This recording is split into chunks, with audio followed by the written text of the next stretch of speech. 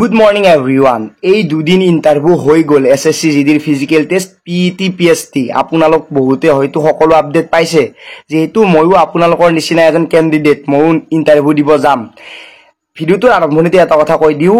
যিবোৰ মানুহে আপোনাৰ ভাল হোৱাটো নিবিচাৰে বা আপোনাৰ ভাল কেতিয়াও নাভাবে সেই মানুহৰো কেতিয়াও ভাল নহয় সেই কথাটো আপোনালোকে মনত ৰাখিব আপুনি ফেল কৰক বুলি জুনে ভাবি আছে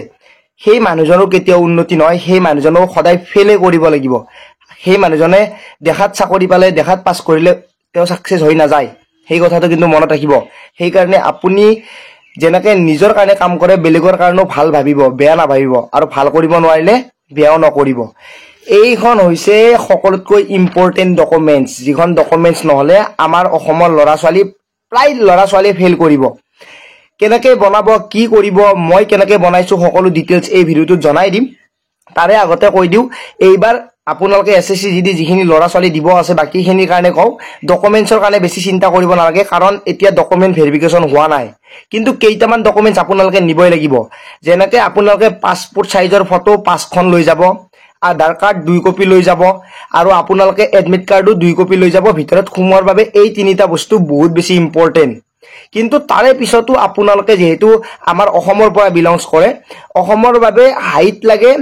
মানে এজ ৰিলেক্সেশন আৰু মানে হাইট সেজ ৰিলেক্সেশন যেনেকুৱা মানে আপোনালোকে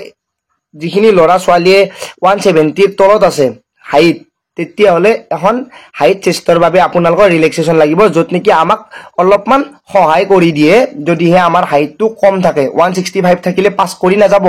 যদিহে আপোনালোকৰ এই সাৰ্টিফিকেটখন না থাকে এই সাৰ্টিফিকেটখন কেনেকৈ বনাব লাগিব হেতু কও পোনপ্ৰথমে আপোনালোকে এসএসসিৰ যিখন অফিচিয়েল ওয়েবসাইট আছে মানে আপোনালোকে নোটিফিকেশন পঢ়িছিলে সাগে এই নোটিফিকেশনতে তাতে 66 ৰ পৰা 73 পেজত যাব যোৱাৰ পিছত যেটো এনেক্সাৰ 9 আছে সেইখন আপোনালোকে স্ক্ৰিনশ্বট মাৰি ধুনিয়াকৈ প্ৰিন্ট কৰি লব প্ৰিন্ট কৰি লৈ আপোনালোকে ফিল আপ কৰিব লাগিব এইখন হৈছে সেইখন মানে আপোনালোকৰ এনেক্সাৰ 9 ফৰমেট 2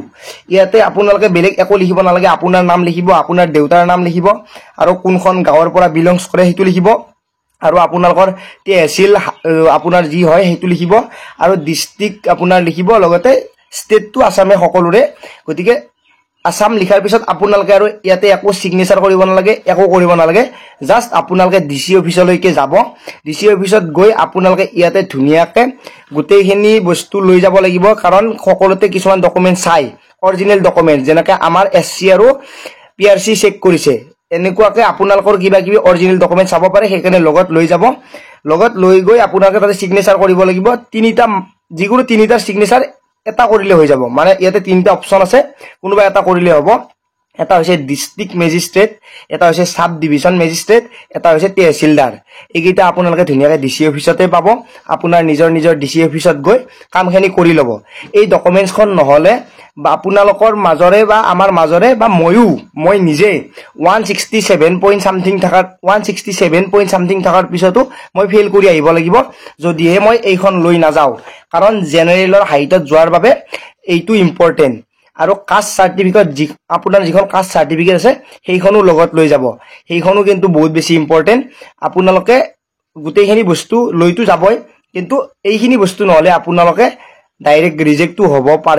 পাৰে মানে নহয় এইখন নহলে ৰিজেক্ট বুলি ভাবি ল'ব পাৰে আপোনালোকে সেইকাৰণে গোটেইখিনি লৈ যাব বাকি কি প্ৰবলেম হৈ আছে সেইটো বাদ দিয়ক এতিয়া আৰু আপোনালোকে প্ৰবলেম সলভ কৰিব নোৱাৰে এতিয়া কেৱল দৌৰিব লাগিব আৰু পাস কৰিব লাগিব 24 মিনিটৰ ভিতৰত সোমাব লাগিব হাইট চেষ্টত পাস কৰি আহিব লাগিব আহি আপোনালোকে ধুনিয়াকৈ এটা কমেন্ট কৰিব লাগিব যে মই পাস কৰি আহিলো এতিয়া মই মেডিকেলৰ বাবে ৰেডি আছো আপোনালোকে ভালকৈ চলক আৰু ধুনিয়াকৈ পাস কৰি চাকৰিটো লওক আপোনাৰ সদায় ভাল হ'ব যদি আপুনি বেলেগৰ ভাল ভাবে ভিডিওটো সকলোকে শেয়াৰ কৰি দিয়ক আজিলৈ মানে পুনৰ লগ পাই আখাৰে মই জিতুমণি জয় আই অসম।